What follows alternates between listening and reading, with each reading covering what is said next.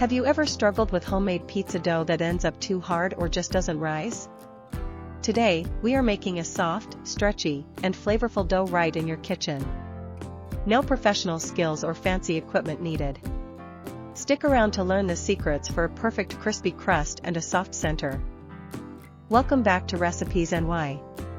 Today, we are diving into a kitchen essential, easy homemade pizza dough from scratch. Making it yourself gives you total control over the texture and flavor.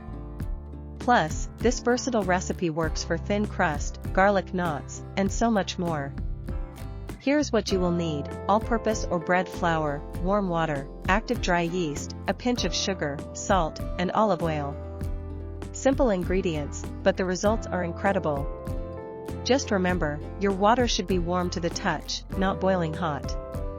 Start by pouring your warm water into a mixing bowl.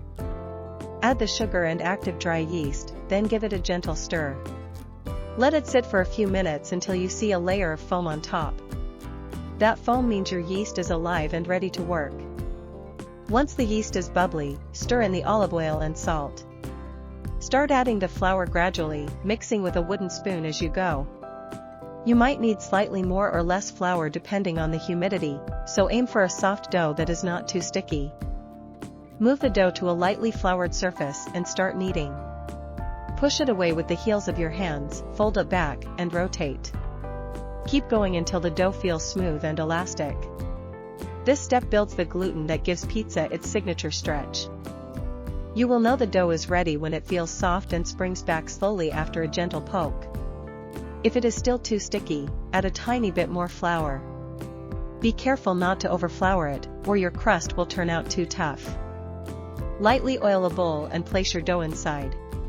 Turn it once to coat the surface, then cover it with a towel or wrap. Let it rest in a warm, draft-free spot until it has grown significantly.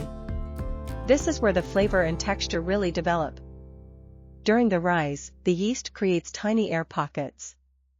These are what make the crust light and airy instead of dense. Do not rush this part.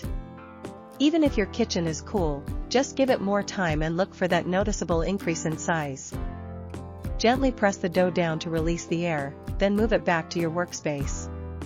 Divide it into portions based on the size of pizza you want. Shape each piece into a smooth ball by pulling and tucking the edges underneath. Cover the dough balls and let them rest for a few more minutes. This relaxes the gluten, making it much easier to stretch later. If you skip this, the dough will just keep snapping back when you try to shape it. Dust your surface and flatten a dough ball with your fingertips.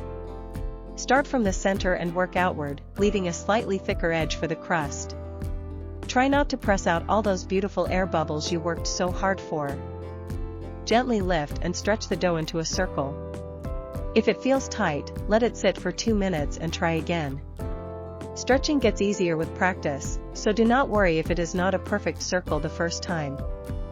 Move your dough to a baking tray or pizza stone. Spread your favorite sauce, leaving a border around the edge, then pile on the mozzarella and your favorite toppings. Whether you like it simple or loaded with veggies, the choice is yours. Preheat your oven as high as it can go before you start. A hot oven is the secret to a professional-style crust. Bake until the cheese is bubbling and the edges are golden brown. Keep a close eye on it during those final minutes. Avoid these common errors: using water that is too hot, which kills yeast, adding too much flour, or skipping the rise time. Also, do not overload the center with toppings, or your crust might end up soggy instead of crisp. For extra flavor, you can let the dough rise slowly in the fridge overnight. Always preheat your baking surface, and use a little olive oil on your hands if the dough feels difficult to handle. These small steps make a huge difference. Feel free to get creative. Add dried herbs or garlic powder directly into the flour mixture. You can even brush the crust with melted garlic butter right after it comes out of the oven for that restaurant-quality finish. If you have extra dough, wrap it tightly and store it in the fridge for a few days or the freezer for much longer. Just let the frozen dough thaw and reach room temperature before you try to stretch it for the best results. Look at this beautiful homemade pizza. The crust is golden and crisp, the cheese is perfectly melted, and the texture is just right. Nothing beats the taste of a fresh pizza made from scratch in your own kitchen. Remember the keys: active yeast, warm water, proper kneading, and enough time to rise. Don't forget to preheat that oven thoroughly. With these simple tips, you will have perfect pizza dough every single time. Thanks for joining us today. If you loved this recipe, please like, share, and subscribe to Recipesny for more. Tell us your favorite pizza toppings in the comments below. We will see you in the next delicious recipe.